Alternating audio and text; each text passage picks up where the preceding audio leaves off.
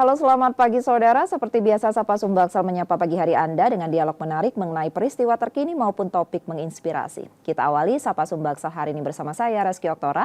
Anda menyaksikan Sapa Sumbaksal di Kompas TV, independen, terpercaya.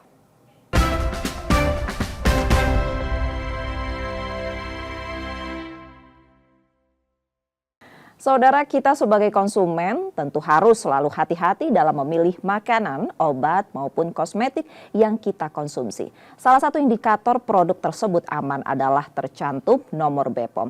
Lantas apa sih nomor BPOM ini? Untuk membahasnya di studio Kompas TV Palembang sudah hadir Yani Ardianti, Kepala Balai Besar POM Palembang. Selamat pagi Bu Yani. Iya, selamat pagi Mbak Reski. Sebelumnya terima kasih sudah menyempatkan waktu untuk hadir bersama kami di Sapa Sumbaksal pada pagi hari ini. Tadi saya sudah menyinggung salah satu indikator produk yang aman ialah tercantum nomor BPOM di kemasan. Benarkah hal tersebut Bu, dan bisa dikasih penjelasan terkait dengan hal tersebut? Iya, nomor BPOM ini mungkin yang lebih bisa dikenal ya dari masyarakat ya.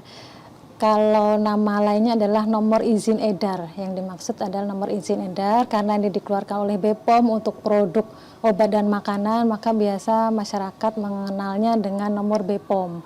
Jadi tidak masalah dan itu sangat betul sekali, nomor BPOM atau nomor izin edar itu salah satu indikator bahwa produk tersebut layak untuk dibeli atau dikonsumsi.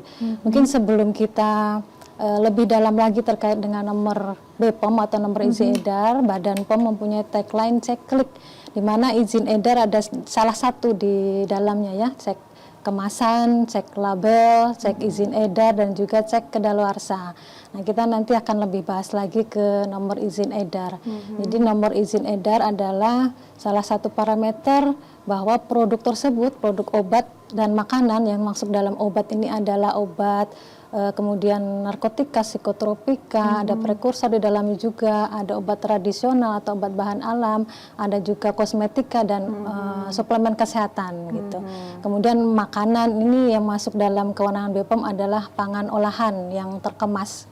Kemudian juga yang didistribusikan dalam kemasan baik eceran maupun dalam bentuk besar gitu. Itu nomor izin BPOM. Sehingga sebelum nomor izin itu keluar, kita ada mekanisme pre-market. Jadi ada pendaftaran produk dengan serangkaian tahapan tentunya dengan persyaratan yang harus dipenuhi oleh pelaku usaha sampai dengan nantinya kita melakukan verifikasi, memvalidasi data-data tersebut, kemudian akhirnya menyetujui dan memberikan nomor izin edar sebagai salah satu referensi dari masyarakat bahwa setelah produk itu mendapatkan nomor izin edar BPOM artinya aman untuk dikonsumsi, aman untuk dibeli. Tentunya konsumsi dan pembeliannya juga melalui jalur distribusi yang resmi gitu. Dijadikan parameter produk tersebut dinyatakan aman seperti itu ya Bu ya. Lantas bagaimana sih sistemnya bagi produsen ini untuk mendapatkan nomor BPOM tersebut Bu? Dan bagaimana cara produsen itu untuk menentukan bahwasannya tahapan-tahapan apa saja nantinya, mungkin persiapannya? Ya. Jadi kita di BPOM ada beberapa komoditi seperti tadi yang saya sampaikan, tergantung dari komoditinya tadi. Jadi untuk obat tradisional dan pangan olahan ini ada istilahnya adalah nomor izin edar atau registrasi. Tapi kalau untuk kosmetik adalah notifikasi. Prinsipnya sebenarnya sama untuk mendapatkan nomor izin edar tadi. Jadi perusahaan harus lebih dahulu mempunyai izin dulu, izin usahanya ya. Dan kita juga bagi menjadi beberapa tingkatan. Artinya ada yang produsen mungkin UMK, kemudian ada yang menengah, ada yang sudah lebih besar lagi begitu. Kemudian ada juga terkait dengan produknya. Produknya ada resiko rendah, resiko menengah, resiko tinggi, tentu nanti akan berbeda persyaratan yang kita persyaratkan. Katakanlah misalnya produk pangan olahan itu resikonya rendah, maka persyaratannya lebih minim dibanding persyaratan yang lainnya yang untuk resiko lebih tinggi. Untuk rendah misalnya perlu nomor izin berusaha, kemudian ada rekomendasi atau surat komitmen untuk pelaksanaan cara produksi pangan olahan yang baik begitu. Ketika nanti dia risiko tinggi misalnya untuk produk frozen food dan sebagainya, dia harus sudah punya sertifikat CPPOB, sudah mengetahui bagaimana cara pendistribusian peredaran yang baik, dia menerapkan sistem keamanan pangan selama beredar dan sebagainya. Tentunya itu juga kita verifikasi, dan ketika sudah memenuhi persyaratan kita akan rilis untuk izin edar tadi. Bu Yani, ini yang berlaku untuk produk lokal saja atau produk impor juga nih Bu?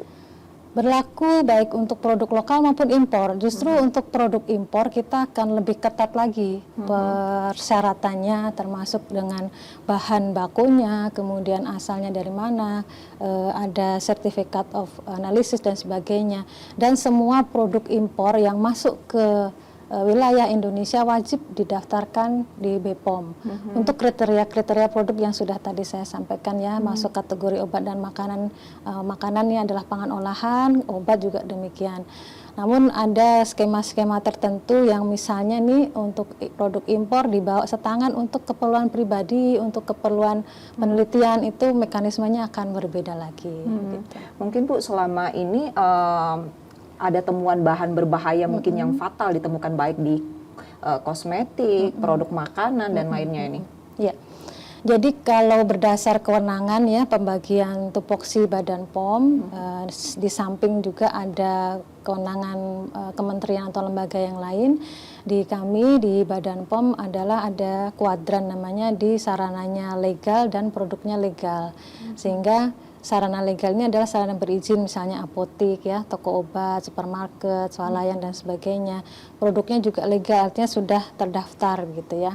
Ketika nanti ada produk yang tidak terdaftar ada di sarana yang terdaftar gitu, kita juga akan jadikan itu temuan gitu. Jadi ada produk yang tidak memiliki izin edar, itu yang sanksinya akan diberikan kepada sarana yang menyediakan tadi. Demikian juga kalau produknya ada tapi sarananya belum lengkap izinnya, misalnya apotek tetapi dia ada obatnya kan legal sudah terdaftar, tetapi apoteknya belum selesai dia sudah jualan, kita juga akan ada mekanismenya seperti itu. Perbandingannya nih berapa nih Bu antara temuan bahan berbahaya dengan yang memang belum didaftarkan gitu loh? Oh, maksudnya bahan berbahaya pada produk yang sebenarnya tersebut, sudah terdaftar.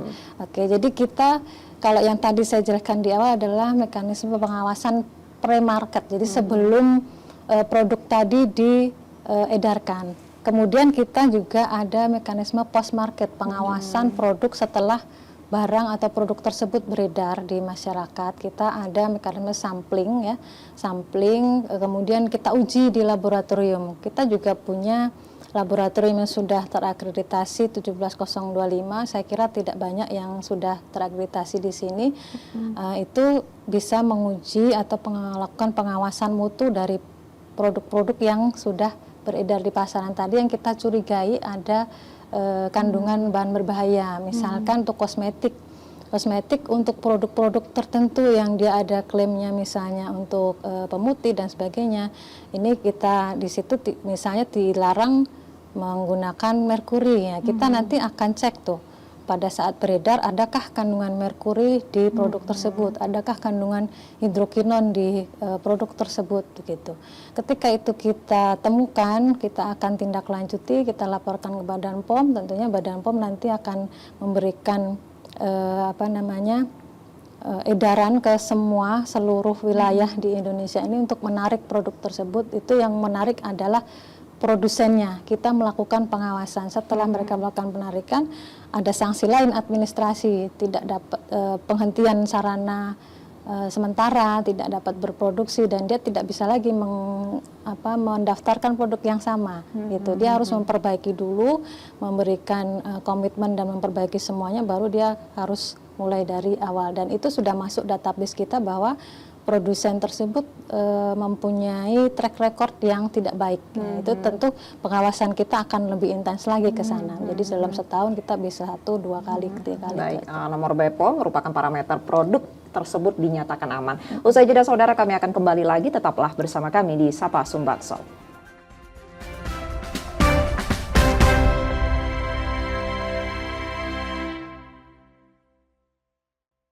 Terima kasih saudara, masih bersama kami di Sapa Sumbaksel dan masih bersama dengan Ibu Yani Ardianti, Kepala Balai Besar POM Palembang, Sumatera Selatan. Bu, kita melanjutkan perbincangan kita di awal dan terkait dengan apakah ditemukan banyak kasus produk nih Bu Yani tak berhasil mendapatkan nomor BPOM. Biasanya ini apa penyebabnya Bu?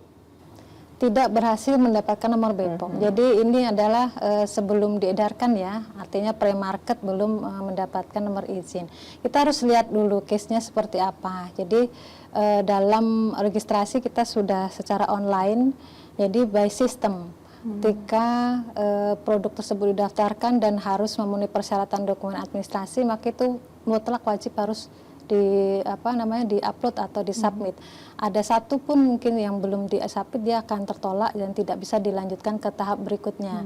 Kemudian jika sudah memang bisa masuk di tahap awal, ada namanya verifikator oleh fasilitator ya, atau verifikator Badan POM. Dia akan mengecek kesesuaian antara yang disampaikan dengan data dukung yang diberikan.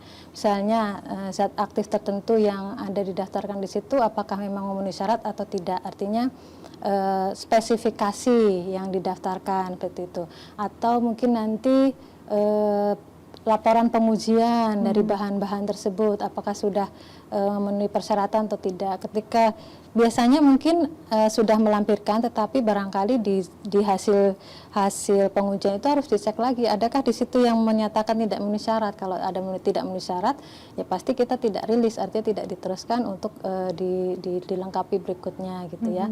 Kemudian juga jika memang pada saat pendaftaran tersebut ada hal-hal yang dikembalikan tetapi tidak langsung dinotis oleh yang meregistrasi, sehingga ada jeda di situ gitu. Jadi kita ada timeline untuk melakukan penilaian, namanya penilaian dokumen tadi, dihitung pada saat klik on. Jadi ada klik on, klik off, artinya kita sudah selesai itu dikembalikan, harus segera direvisi atau diperbaiki atau dilengkapi gitu ya. Maka sebenarnya sebelum melakukan registrasi hendaknya memang sudah memahami dulu gitu. Jadi tidak, step-stepnya akan lebih cepat. Kita ada pendampingan juga, pendampingan fasilitasi terutama untuk UMKM gitu ya. Untuk produk-produk kearifan lokal kita akan dampingi mulai dari start awal, penyediaan layout bangunan, kemudian penyusunan bahan dan sebagainya, SOP-SOP yang harus dilengkapi seperti itu, sampai dengan nanti rilis pada saat kita sudah bisa memproduksi dan bisa mengedarkan. Nah, setelah mengedarkan juga harus tetap dikontrol. Jadi pelaku usaha lah yang pertama kali harus menjamin keamanan produk dan mutunya gitu ya. Jadi setelah dari pre maupun kemudian post itu, Badan POM sebagai institusi pengawas itu pilar berikutnya setelah si pelaku usaha, dia harus tetap menjaga konsistensi mutu yang ini Bu Yani, yang tengah ramai adalah nomor BPOM itu rawan terkait dengan pemalsuan. Bagaimana nih cara kita untuk mengecek asli atau tidaknya nomor BPOM tersebut Bu? Iya. Jadi nomor BPOM ini ada khusus ya, artinya pattern khusus. Misalnya di obat tradisional dia akan didahului dengan TR, kemudian berapa digit setelahnya. Notifikasi kosmetika ada A, N, B, N, C, N, D, N, E sampai E, itu ada kode dari Asia, Australia, itu akan berbeda-beda. Kemudian digit berikutnya juga demikian. Kemudian spesifik juga khusus untuk produsen tertentu, dia punya kode khusus gitu. Jadi produk yang dipalsukan itu sebenarnya juga sudah harusnya diketahui oleh si produsen. Tapi kalau kita masyarakat awam, misalnya konsumen, kita bisa cek melalui BPOM Mobile. Jadi di BPOM Mobile itu produk kita sudah wajibkan untuk 2D barcode. Jadi bisa langsung di-scan, di situ akan ada nanti informasi produknya. Kalau mungkin barcode-nya tidak terlalu kelihatan atau samar atau blur ya, mungkin tidak terdeteksi, masukkan saja nomor izin edar yang tertera di situ, apakah ada. Jadi setelah ada, kita cocokkan lagi yang keluar di BPOM itu seperti apa informasinya dengan produk yang aslinya gitu ya. Nah, kalau itu memang palsu biasanya akan berbeda sama sekali atau dengan komposisi yang berbeda, produsennya beda dan sebagainya. Ini beberapa temuan kasus nih ya Bu ya, bagaimana produk tersebut saat didaftarkan aman, ini contohnya saja kosmetik seperti itu. Namun secara berjalannya waktu ditemukan bahwasan produk ini berbahaya, itu artinya ada tangan-tangan nakal yang memasukkan bahan-bahan berbahaya. Adakah di sini peran BPOM untuk melakukan pengawasan secara berkala, Bu? Iya, tentu ada. Itu yang namanya pengawasan post market. Dan benar memang ada yang terjadi demikian, artinya terjadi ketidakkonsistensian, inkonsistensi dari produsen tersebut, entah motivasinya apa kita tidak tahu ya. Dan dari pengawasan post market bisa diketahui ketika produk tersebut mengandung bahan yang tidak diizinkan atau tidak diperkenankan untuk dimasukkan. Melalui pengujian laboratorium kita bisa pastikan bahwa sesuatu yang dimasukkan tadi, misalnya merkuri atau hidrokinon, kita pastikan bahwa memang keberadaannya ada di dalam kosmetik tersebut. Kita akan segera lakukan evaluasi dan tindak lanjut. Yang pertama adalah penarikan produk, kita bersurat ke produsen tadi supaya dia segera menarik produknya. Kita berikan jangka waktu, sudah ada di pedoman di SK BPOM. Berapa lama dia harus menarik semua produknya, kemudian menghentikan sementara produksinya. Setelah itu kita juga akan melakukan sanksi administratif kepada produsen tersebut. Jadi sebenarnya kerugiannya akan sangat lebih besar bagi produsen tersebut ketika kita mengetahui bahwa ada produk mereka yang ditambahkan bahan-bahan yang dilarang nih misalnya. Nah, produk yang sama kita sudah pastikan tidak bisa lagi dia produksi begitu. Kemudian itu tadi kita akan masukkan ke dalam track record produsen tersebut untuk kajian risiko, analisis kita untuk melakukan pengawasan, sehingga lebih intensif lagi kita lakukan pengawasan apabila memang ada produk-produk yang lain yang juga diedarkan. Masuk dalam catatan buruk itu artinya ke BPOM ya Bu ya. Lantas ini sanksi terberatnya apa nih Bu? Sanksi terberatnya itu tadi, jadi penghentian sementara sampai pencabutan izin edar, kemudian kalau memang ada hal-hal yang dia merugikan masyarakat, dia bisa kena sanksi pidana. Nah, sanksi pidana tentunya kita lakukan pro justisia, kita akan limpahkan ke pihak berwajib. Ini juga yang jadi sorotan saat ini adalah salah satunya nih kosmetik yang pertama ya Bu ya, ada juga yang dijual etiket biru seperti itu. Etiket biru kan seperti kita tahu bahwasannya harus melalui resep dokter, namun kenyataannya ini dijual secara bebas. Bagaimana pengawasan BPOM terkait dengan hal tersebut Bu? Etiket biru biasanya untuk kosmetik pasti ini muncul atau keluarnya dari klinik ya, klinik. Kita tidak akan sebut itu klinik kecantikan gitu, karena sebenarnya klinik dokter yang dia meresepkan sesuatu itu adalah dalam rangka untuk perawatan ya kan, ada keluhan dan ada perawatan, sehingga resep itu khusus atau spesifik untuk personal tertentu, untuk pasien tertentu, dan bisa diracik di apotek misalkan atau di klinik yang di situ ada apotek sesuai dengan kebutuhan pasien itu dengan jumlah terbatas. Kalau itu dijual bebas artinya tidak ada kewenangan si produsen etiket biru tadi untuk menjual secara bebas, mendistribusikan gitu. Kita ada pengawasan di klinik ya, di klinik dokter kulit biasanya begitu ya. Terkait fenomena tersebut ada lagi nih Bu yang terbaru adalah jajanan anak sekolah gitu yang ditemukan bahan-bahan yang berbahaya seperti itu yang mungkin berpengaruh untuk kesehatan. Pengawasannya ini kemana nih Bu? Apakah nanti akan dilakukan secara berkala ke sekolah-sekolah atau seperti apa nih Bu?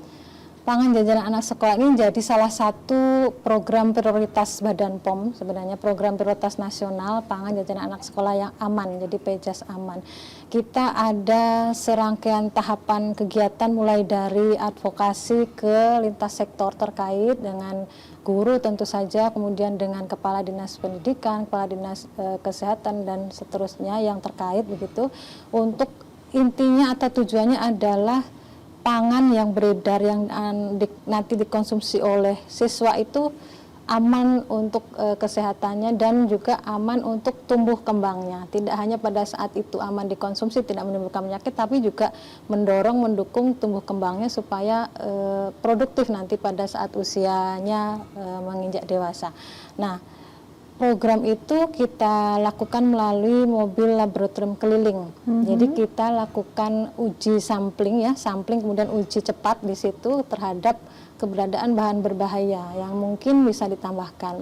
Lihat misalnya ada sirup berwarna merah yang terang, kita curigain dia mengandung bahan berbahaya rodamin misalnya, kita akan uji di situ. Kemudian ketika ada kerupuk, ada jajanan pentol, pempek dan sebagainya yang dia kenyal kan, kita curigain di situ ada boraks misalnya, kita akan uji cek di situ sehingga paling tidak di situ akan aman dahulu dari produk tadi yang bahan berbahaya yang tidak boleh dimasukkan dalam makanannya anak sekolah. Ya, sudah ada sejumlah upaya yang dilakukan BPOM untuk melindungi konsumen terkait dengan peredaran bahan berbahaya dalam makanan, kosmetik, dan juga obat-obatan. Usai jeda saudara, kami akan kembali lagi, tetaplah bersama kami di Sapa Sumbaksel.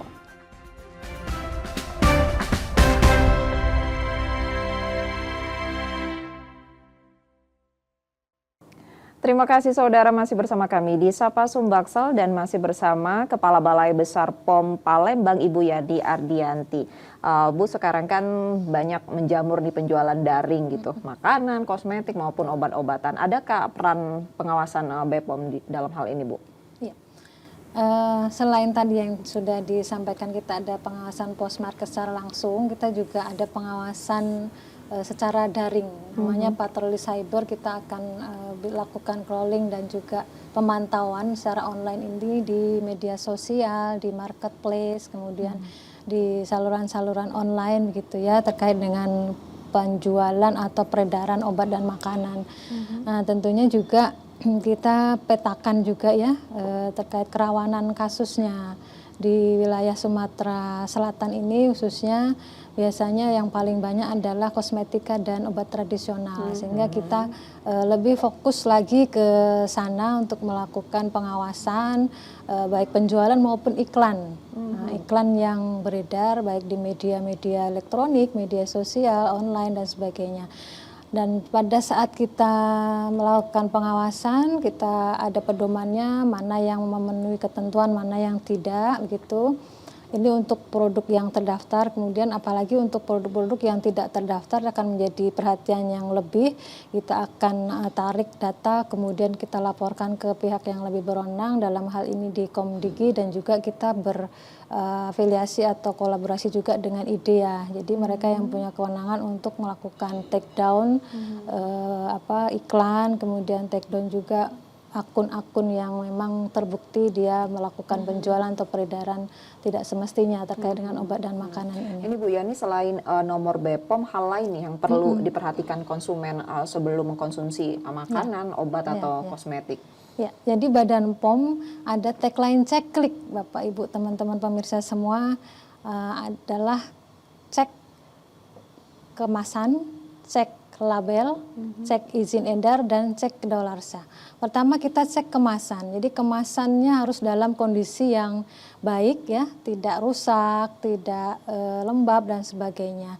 Kita juga harus cek kemasannya itu apakah dia sesuai untuk mengemas barang yang ada di dalamnya gitu ya. Ketika kita frozen food, cocoknya juga kan kemasannya mestinya yang tahan air misalnya. Kalau kita lihat frozen food kemasannya kemasan, artinya itu sudah mungkin sudah tidak sesuai ya.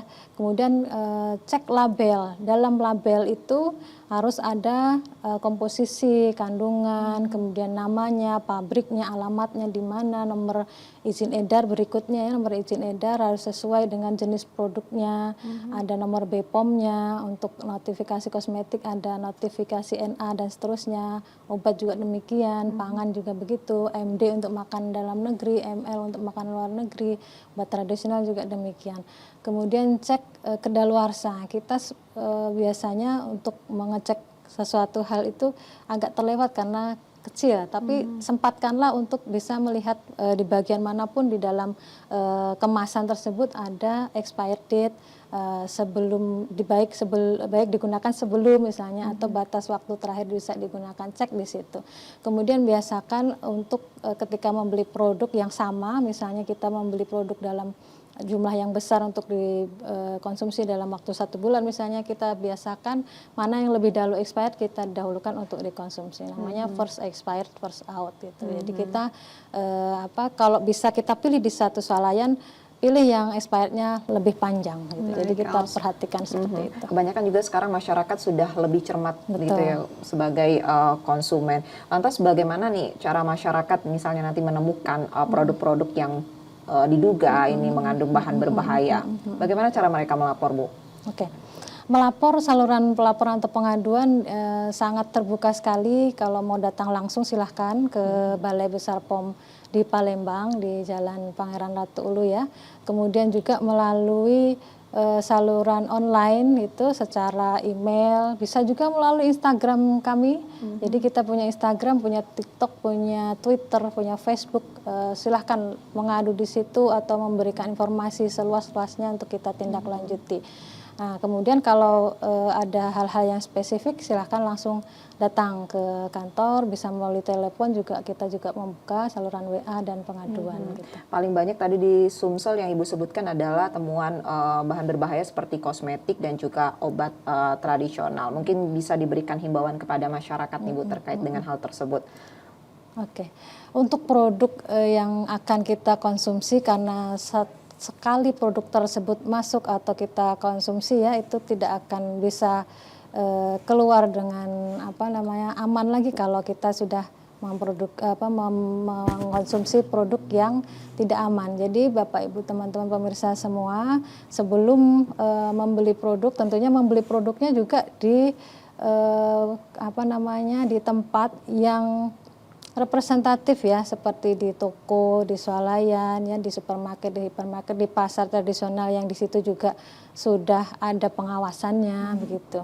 Kemudian juga untuk kosmetik terutama jangan mudah tergiur oleh iklan-iklan yang tidak bertanggung jawab. Jadi harus dilihat apa kegunaan dari produk tersebut bagi kita. Kalau kita hanya mungkin memerlukan bedak, ya tidak penting mungkin untuk cari produk yang memutihkan dalam waktu 1 minggu, misalnya dalam waktu sekejap dan sebagainya. Itu harus ada kewaspadaan ya untuk memilih produk tersebut, sehingga tidak hanya tergiur oleh iklan yang mungkin banyak beredar sekarang ini. Tentunya masyarakat harus waspada dan juga lebih cermat sebagai konsumen. Terima kasih Ibu Yani Ardianti sudah menyempatkan waktunya untuk dialog bersama kami di Sapa Sumbaksel. Diizinkan berbagi. Ya, perbincangan tadi saudara menjadi akhir dari Sapa Sumbaksel hari ini. Tetap saksikan Sapa Sumbaksel setiap Selasa dan Kamis pukul 6.30 hingga 7 pagi. Bagi Anda yang ingin berbagi informasi atau kritik dan saran, dapat mengakses media sosial kami di Kompas TV Palembang. Akhirnya saya Reski Oktara pamit, terima kasih dan tetaplah menyaksikan Kompas TV, independen terpercaya. Sampai jumpa.